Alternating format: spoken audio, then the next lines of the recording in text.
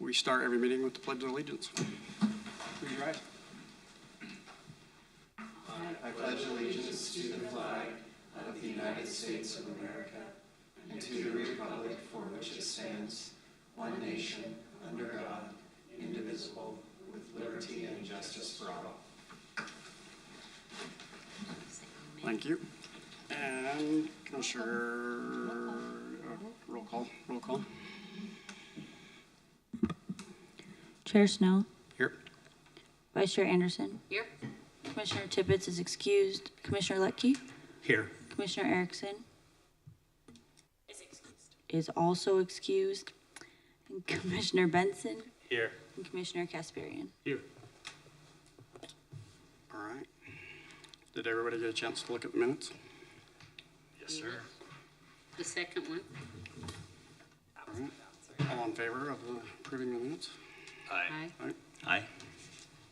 Did we roll call those? Okay. First item on tonight, public hearing number one. How do you say the last name? Gazer? Gasser, I believe. Gasser. Daniel Gasser requests final subdivision approval to combine 6 existing lots into 3 lots located at 655 West Center Street in the Main Street Form-Based Code MS-FBC zone. Who's presenting that? Liz. Liz is presenting.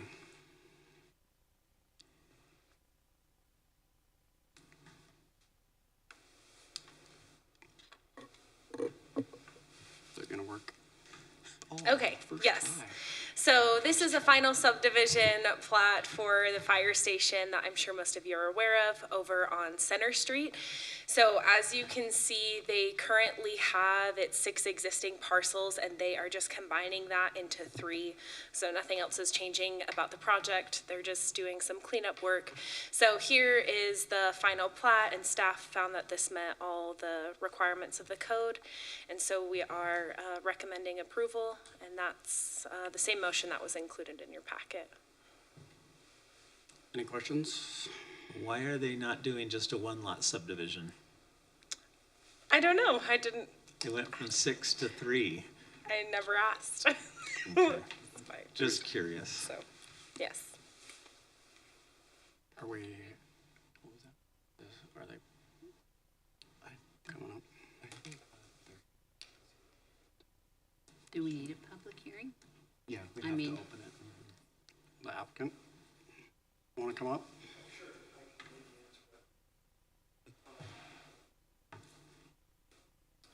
My name's Zach Robinson, with Unified Fire Authority.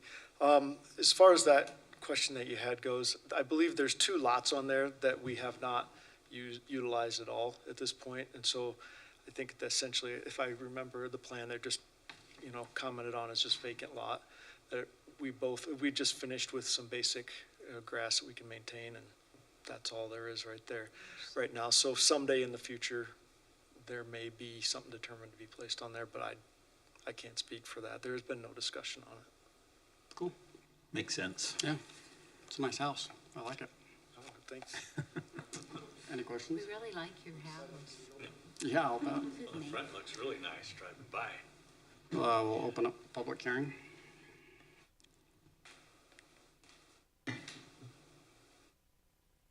I move that we close the public hearing. I'll second that. It's been moved and seconded. Roll call. Chair Snow. Yes. Vice Chair Anderson. Yes. Commissioner Kasparian. Yes. Commissioner Letke. Yes. Commissioner Benson. Yes. The motion passes. So, does anybody want to make a motion? I'll make a motion. No, does anybody want to make a motion? You can't make a motion. Yeah, I can. We voted on it. Can you make a motion? I move that Did we vote recommend that? approval of the final subdivision located at 655 West Center Street with the findings noted in the staff report. Did we say he could or couldn't make a motion? So he can vote, but I But he think can't make a motion. All right, anyone want to make a motion? I'll make a motion. I move that we recommend approval of the final subdivision located at 655 West Center Street with the findings noted in the staff report. Second. Oh, you can't second it. I can't Second vote it. either. You can vote. You can't second it. You can't make a Moved motion. and seconded. We get a roll call. How long you been doing this? Chair Snow, Yes. Vice Chair Anderson, Yes. Commissioner Kasparian, Yes. Commissioner Letke, Yes. Commissioner Benson. Yes. The motion passes. All right, congrats. When's it gonna be open? Well, we're hoping mid-November. That's kind of what the goal we're shooting for at this point. We'll have an open house and, Yep, yeah, we Cool. grand opening, big open house, push fire engine cool. station, so it'll be fun. Sweet, Guess we'll go. yeah.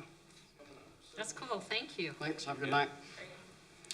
All right, item 2, Midvale City request amendments to Title 17-7-1 of the Midvale City Municipal Code to address the duplex approval process. And Adam's next. This is something we discussed maybe a month or two ago. We had asked your thoughts on moving the duplex approval process from a conditional use approval to a staff level approval, which would be an allowed use. They're very cut and dry. They have to still follow all of the requirements that we require of them now when it comes to you. We feel that this is a good move in that it streamlines the process for these approvals. So it allows them to get their permits a little quicker. And it also frees up your time as Planning Commission to focus on what we feel would be larger citywide issues that we feel that, your time and effort would be better spent maybe discussing those rather than administrative approvals of duplexes. Again, they still need to meet setback requirements, height requirements, anything that the zone requires of where they are, they still need to be met. It's just we would review them at a staff level. So the change is in the text. Basically, it would just say be processed as an allowed use rather than a conditional use. And then there's a table in 17-7-1 that would be amended that takes it from conditional to an allowed use. And so with that, we would recommend that you recommend approval to the City Council. Have we ever denied a conditional use permit on a duplex overlay? I don't believe so. That's the thing is, I don't ever if the remember boxes one. are checked, you have to approve them anyway. And so, again, it does streamline the process if it's just at the staff level. And then you can focus time and effort on, like I said, larger citywide issues that are coming up. So, Any questions? Thanks. Do we need a public hearing on this? Yes. Yeah. Well, I move that we open the public hearing.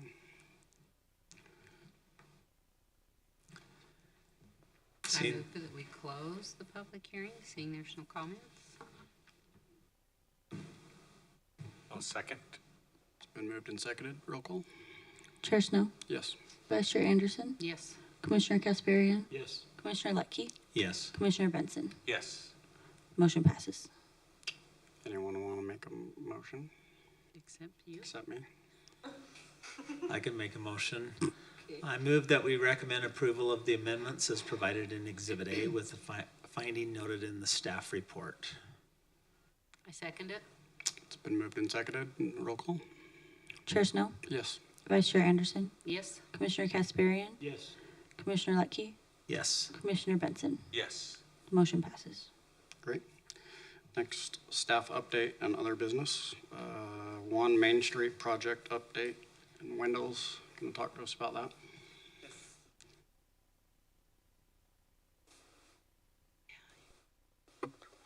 So I was told I should add some entertainment to the planning commission meeting tonight. So I will see if that's going to work. Many of the things that I'm going to show you, you probably already know, but there maybe are a few things that you don't. We'll have to see. Give me just a second to set this up. So on the right side here, I just need to push the button. This is a video that was taken. If it's running, how come? You just pause it. Here we go. Maybe as an introduction, as the Planning Commission, you obviously are part of the planning system here in Midvale. You are part of approving ordinances, you're part of approving site plans for developments, so you're part of that system. And the city, as far as I can tell, several years ago decided to focus on the downtown and to improve and redevelop downtown. And there are quite a few different policies that feed into that. As the Planning Commission, you have one part in it, but there are lots of other things that are at work. As you can see here, I lifted some images from the internet. This, judging by the cars, seems to be probably from the 1930s or maybe 40s, that picture of Midvale downtown. You notice, let's see if you can, I don't know how, can you see my cursor? This building here, this is the corner building, Center Street and Main. We'll talk about that a little later on. The one item that you were involved in with downtown is the form-based code. The form-based code is a specific tool in the planning world to assure that development is relatively tightly regulated so that we have a high level of confidence that we know what will be built is what as a city we would like to see in a location. And that goes along with quite a few rules. The form-based code in and of itself is probably at least a third or so of the entire zoning ordinance. There's a lot more in the realm of rules than we are normally used to. Then here are some components that in our department we don't work on that much, but the RDA does a lot.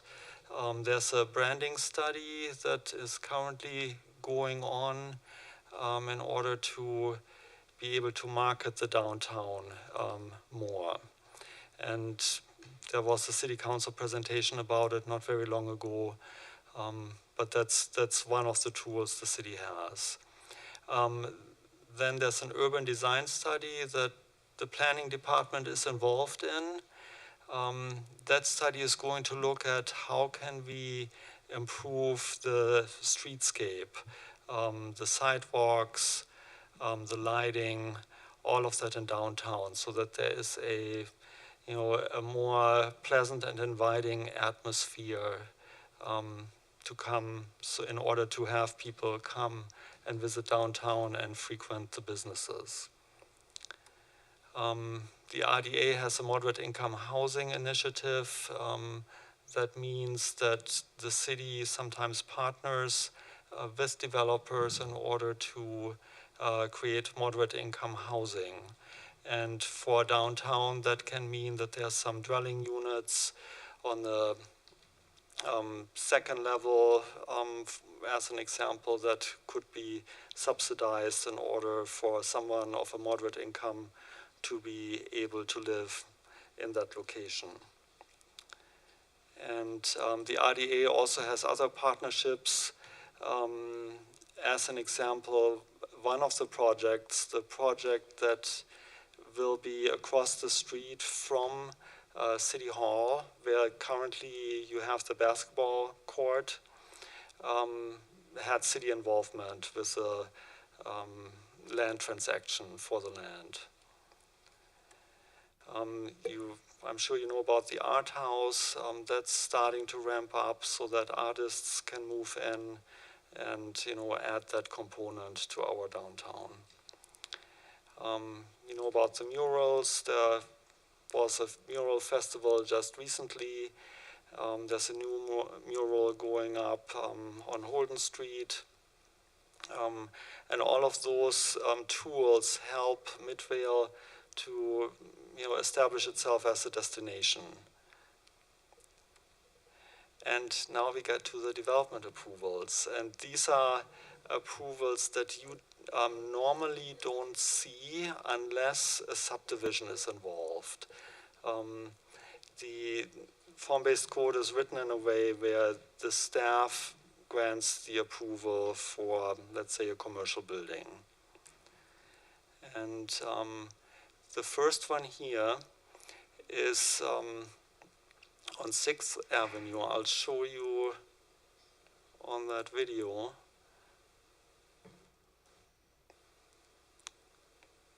Some of you, all of you might remember this home. It was torn down about a month ago. And the lot to the north, that's the location of this new project. It's named Corner and 6th. We approved it.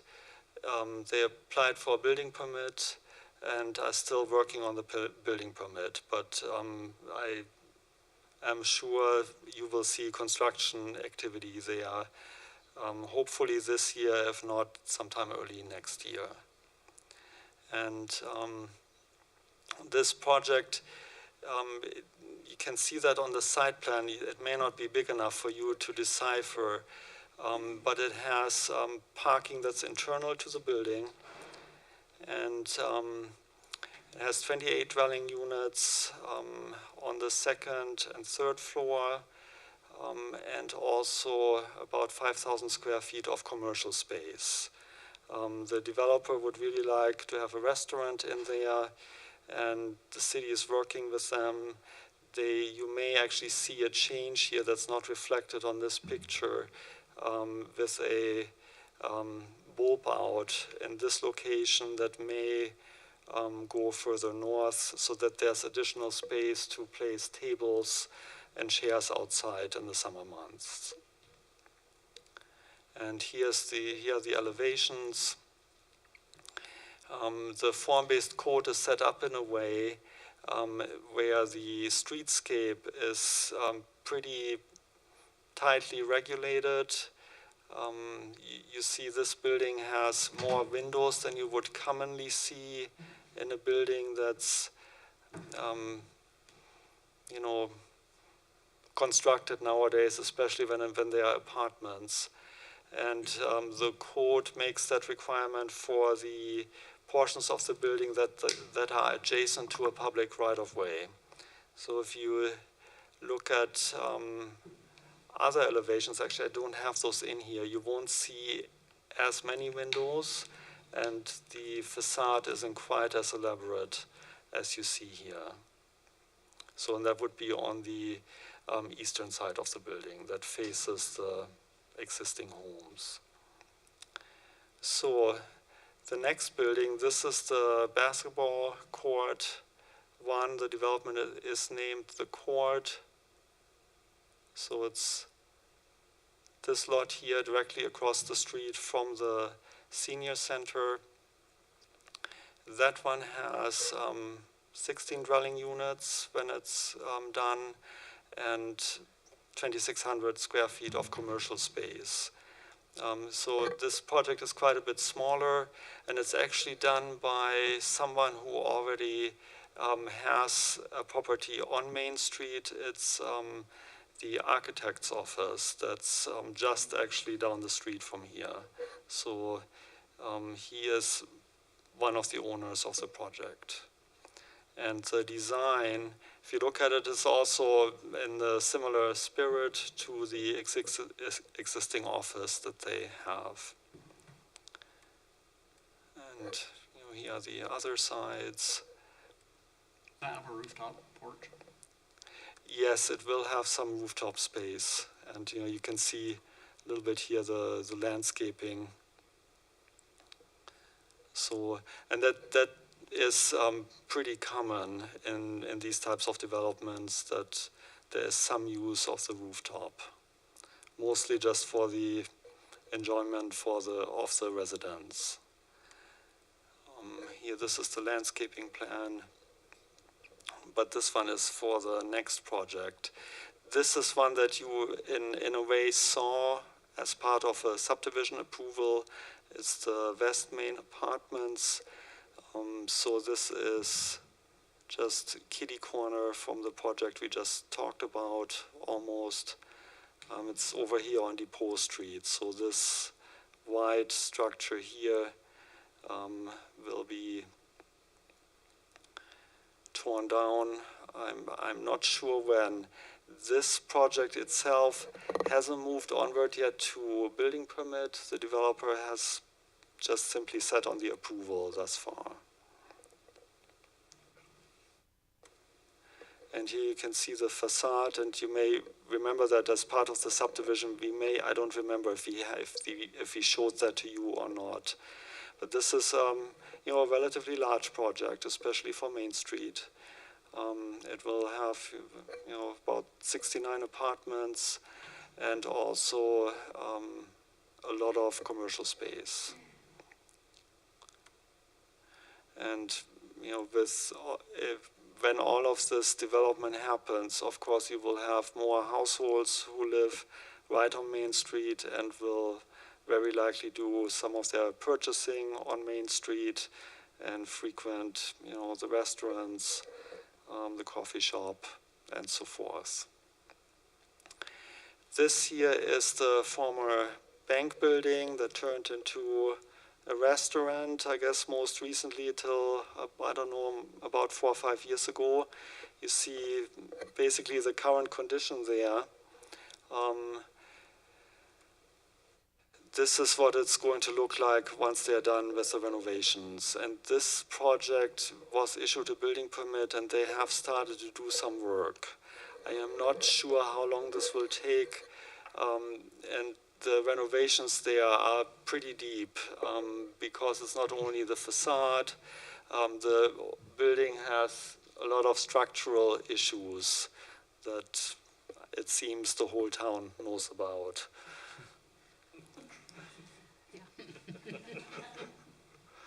And here you can see just some of the elevations. And then here is some of the other things that I'm sure you may have been at some of these events. The downtown programming is a pretty integral part of the whole effort to revitalize downtown because it gives more exposure to the area and will hopefully spur more interest in the private sector to invest. Here you see the mayor. I'm not quite sure what he's explaining there, but there seems to be some excitement about the murals. And the Trick or Treat event is coming up in a few weeks, and these pictures here are just from the car show that happened last weekend. And as you can see, it drew people from Magna, my family, right here. So do you have any questions? I'm just kind of curious, where's all the parking going to be for all those units? It's internalized in the buildings. And the RDA is also owns property that will be used for structured parking. I don't know what the timeline is on that when the structured parking will be built, but you could think about it. It's maybe a similar construct as you see in Park City, where you have a parking structure at the City Hall building. People who come in for an event would park there and then walk to their destinations. Yeah. So that's the idea. Yeah. Any other questions? The artwork looks cool in the drone video. Thank you. The drone video actually came from the police department. Oh, did it? That's cool. Yes, as part of the Halloween event that's coming up, there'll be a component where we paint the sidewalks with more artwork basically on the street. And that is a portion of a process we were invited to participate in with the Salt Lake County Health Department. And that process is called the Walkability Action Institute, and it's basically a CDC program where they go around and have been for, I think, almost 10 years to different states. And then they work with teams within the state, and we were one of those teams. And so this is one of the outcomes of that. And the drone video, we used that for a presentation we did on that project. Yeah, any other questions? That black and white photo is pretty cool. Thank you. I just saved it from the internet. It's crazy, there's no trees in it. That's true. But it does show how much activity there was at that time. Yeah. I mean, a lot more than now, that's for sure.